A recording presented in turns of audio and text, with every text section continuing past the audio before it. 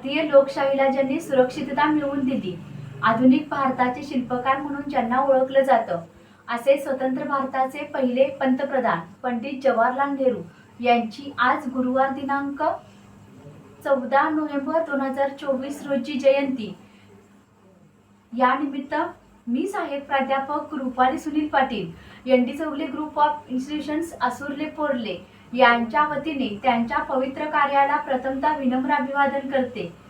14 November हा दिवस भारतामध्ये बाल दिन म्हणून साजरा केला जातो.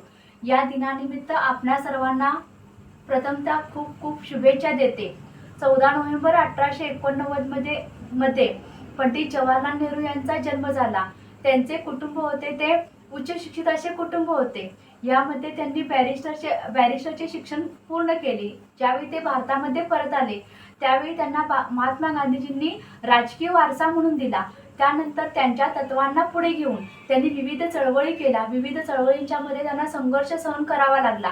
छोडो भारत आंदोलन ज्यावेळी 1942 ला झालं त्यावेळी त्यांना देखील तुरुंगवास भोगावा लागला.